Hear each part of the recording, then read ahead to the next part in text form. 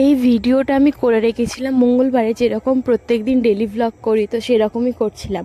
তবে মধ্যিখানে 2-3 দিন আমি ওই দীঘার ভিডিও আপলোড করছিলাম, তার জন্য আর ভিডিওটা আপলোড করা হয়নি, গ্যালারিতেই ছিল। তো ভাবলাম আজ থেকে আবার ডেলি ভ্লগ আপলোড করা শুরু করে দিই, কেন দীঘার ভিডিও শেষ হয়ে গেছে। এখন ওই 6:45 না, তারও কম, 5:30টার মতন বাজে। শানু কাজে যাচ্ছে এখন। হ্যাঁ, তাড়াহুড়ো করে যাবে না, ঠিক আছে? আস্তে আস্তে চালাবে, ফোন করবে গিয়ে।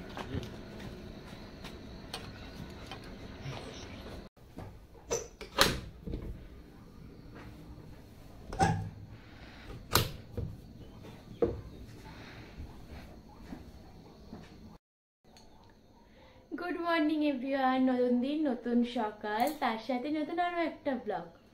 আর আজকে হচ্ছে মঙ্গলবার, আর এখন সকাল 6টা বাজে। আজকে আমি ঘুম থেকে উঠেছি সেই 4:10-এ। তো রান্না বান্না সব হয়ে গেছে, দেখো ঘরের কাজও হয়ে গেছে, বাসি কাজ আমি করে নিয়েছি। আর জানলাটা খুলে দিলাম, সকাল হয়ে গেছে আর শোবো না, জানলাটা খুলে দিলাম। গোপালকেও ঘুম থেকে তুলে দিয়েছে, দরজাটা একটু বন্ধ করে রেখেছি কেননা ম্যাক্সের জন্য। আর ম্যাক্সকে দেখো কেমন শুয়ে আছে, এই যে। ভাবলাম চলো ব্লগটা শুরু করি। আর আমি জানি না এই ব্লগ আমি কবে আপলোড করব, তবে আমি ব্লগ করে রাখছি, কেননা আমি দীঘায় গেছিলাম, তোমরা সবাই জানো। শর্ট ভিডিওগুলো দিয়েছিলাম, তো সেই ভিডিওই আমার দীঘার ভিডিও এখনো পর্যন্ত আপলোড হয়নি, সেগুলো এডিট করব, আপলোড করব। তো তারপরে হচ্ছে আমার আবার ডেলি ব্লগ আপলোড করব। তো ব্লগ তো করে রাখছি, জানা নেই কবে আপলোড করব, তবে করব অবশ্যই। তো চলো আজকের ব্লগটা আমি এখান থেকেই শুরু করছি। কাজ বাজগুলো করি, রান্না তো করে নিয়েছি, বাসনটা মাজবো, আর তারপরে যারা টুকটাক কাজ বাজ আছে সেগুলো করবো, পড়ানো আছে, সবই তোমাদের সাথে শেয়ার করবো। রান্না শেয়ার করতে পারিনি তো কি হয়েছে, বাকি যা যা কাজকর্ম করবো সব শেয়ার করবো, সাথে থাকো কিন্তু। আগের দিন তো অনেক বেলা করে জামা কাপড় কেচেছিলাম, তার জন্য হচ্ছে শুকায়নি, তো ওগুলোই আজকে আবার সকালবেলা কেচে দিচ্ছি। আর আজকে তো হচ্ছে এত তাড়াতাড়ি ঘুম থেকে উঠে রান্নাবান্না সব হয়ে গেছে, তার জন্য আর কি আজকে টাইমটাও আমার কাটতে চাইছে না। এখনও 8টার মতন বাজেনি, তাও দেখেছো কত রোদ উঠে গেছে, গরমের রোদ বলে কথা। তার মধ্যে আজকে ভালোই হয়েছে তাড়াতাড়ি রান্না হয়ে, কেননা ওই যে লোন আছে, লোন দিতে যেতে হবে। অনেক দিন ধরে আমি লোন দিতে যাই না, শানও দিয়ে আসে, অথবা কাউকে পাঠিয়ে দিই, সে দিয়ে যায়। তবে আজকে সুবিধাই হয়েছে, বেশ সেই ভোরবেলা উঠেছি আজকে, জানো তো সেই 4টের সময় ঘুম থেকে উঠেছি। উঠে ঘুমটা ভেঙে গেল হঠাৎ, তাই উঠে পড়লাম আর রান্নাটাও করে দিলাম। যদি ঘুম না ভাঙতো, জানো বলেছিল ঘুম না ভাঙলে জোর করে উঠে রান্না করার প্রয়োজন নেই, ও হোটেলে খেয়ে নেবে। তবে ঘুম ভেঙে গেছিলো আর কি, তার জন্যই করেছিলাম রান্না। আর যেহেতু আমি রাত্রির বেলায় বাসন মেজে রান্নাঘর পরিষ্কার করে রাখি, তাতে করে কোনো অসুবিধা হয় না, একবার উঠে পড়লে সব হয়ে যায়। তো জামা কাপড়গুলো মিলে দিয়েছিলাম, তারপরে পড়তে এসেছিলো, পড়াচ্ছিলাম। আর তারপরে এখন দেখছো কত রোদ উঠে গেছে, এরকম বিকাল বলছি, এখন একটু বেলার দিক হয়ে গেছে, ওই 10:30-11টার মতন এখন বেজে গেছে, প্রচণ্ড রোদ উঠে গেছে এখন।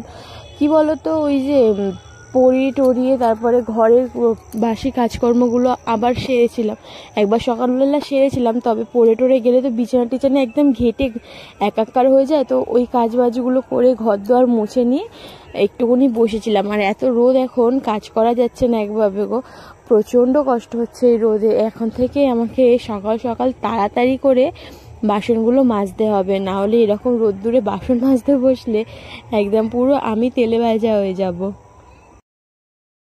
আজ দুপুরের খাবার মেনুতে আছে পুঁই শাকের তরকারি, আলু ভাতে, ঢ্যাঁড়সের ঝাল, আর মুসুর ডাল, পেঁয়াজ আর রসুন দিয়ে তৈরি করা।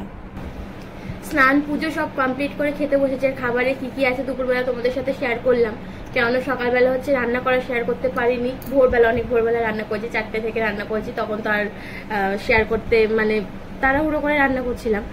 তো হচ্ছে পুজো টুজো দিয়ে মেশিনে বসেছিলাম, কিছুক্ষণ আগে মেশিন থেকে উঠলাম, মেশিনে একটা কাজ ছিল, কাজটা কমপ্লিট করতে করতে একটু টাইম লেগে গেল। আর এখন 1:45 মতন বেজে গেছে, আমি 2টোর সময় এক জায়গায় বেরোনোর কথা আছে।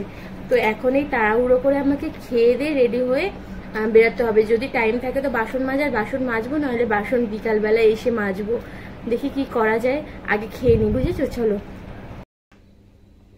খাওয়া দাওয়া করে সাথে সাথে বেরাতে হচ্ছে, তার কারণ হচ্ছে যাওয়ার আছে এক জায়গায়। আর এখানে দেখো কত জামা কাপড় রয়েছে, এখনো এগুলো গোছানো হয়নি, এগুলো সব এসে বিকেলবেলা গোছাবো।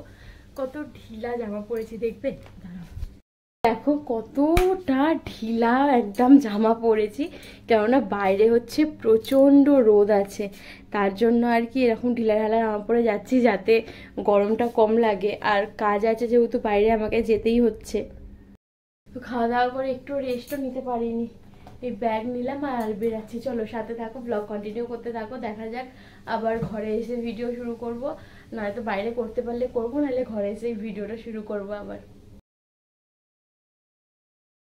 হাওড়াতে গেছিলাম একটু বাজার করতে, আর বাড়ি এসেছি তখন কটা, 6টা বাজে, আর এখন বাজে 8টা।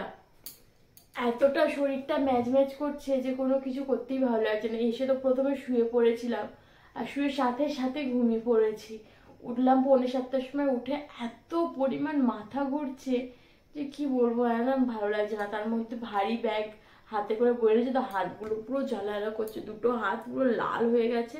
আর এই আঙুলের কাছটা, এই আঙুলগুলো নিচের কাঠগুলোর দিকটা পুরো জ্বলছে, প্রচন্ড জ্বলছে। দিয়ে আর ভাবলাম যে জামা কাপড়গুলো সব এখন এখানটা রাখা ছিল, তো আমি সব গুটিয়ে গাটিয়ে আলমারির মধ্যে ঢুকিয়ে দিয়েছি। কালকে জামা কাপড়গুলো কালকে গোছাবো, আজকে আর এনার্জি নেই শরীরে। মাল করেছিলাম দুপুরবেলা মেশিনে, সেই মাল পর্যন্ত পড়ে রয়েছে, কাটা হয়নি, ওগুলোও কালকে কাটবো।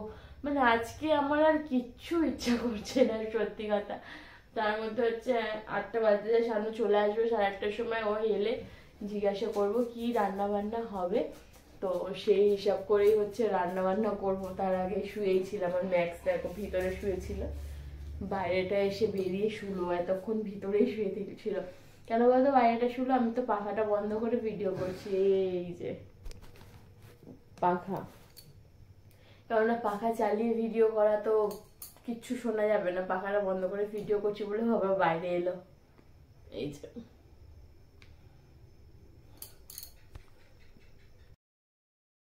দিয়ে হচ্ছে আলুর দম বানাবো, তার জন্য আলু আর টমেটো কেটে নিয়েছি। আর আদাটা বাটা ছিল, মানে রসুন বাটা ছিল না, আদা বাটা ছিল, তার জন্য নিরামিষ আলুর দমই বানাচ্ছি আদা বাটা দিয়ে। আর নিরামিষ আলুর দমটাই বেশি ভালো লাগে। তেল গরম করছি, আর এবার হচ্ছে আলুগুলো ছাড়বো। এমনভাবে বলছি যেন আমি রান্নার ভিডিও করছি, মানে রান্না শেখাচ্ছি তোমাদেরকে।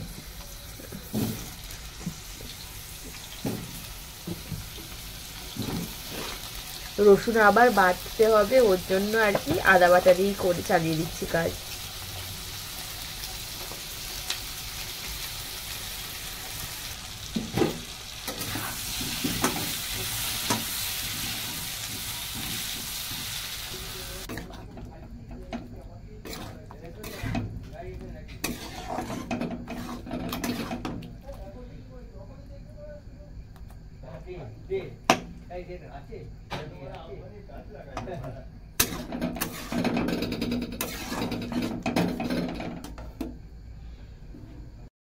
তরকারির এটার মধ্যেই, মানে তরকারি যেটা ঢাকা দেওয়া ছিল ওই থালার মধ্যেই না তরকারিটা বেড়ে নিয়েছি, কেননা শরীরটা ভালো লাগছে না। আর তাড়াতাড়ি করে মানে খেয়ে দিয়ে আবার বাসন মাজতে হবে। তো এখানে হচ্ছে আলুর কষাটা রয়েছে, আর এই যে রুটি, আর তার সাথে পেঁয়াজ।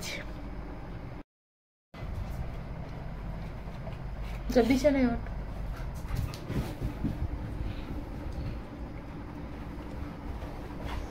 কেমন হয়েছে? সত্যি ভালো হয়েছে।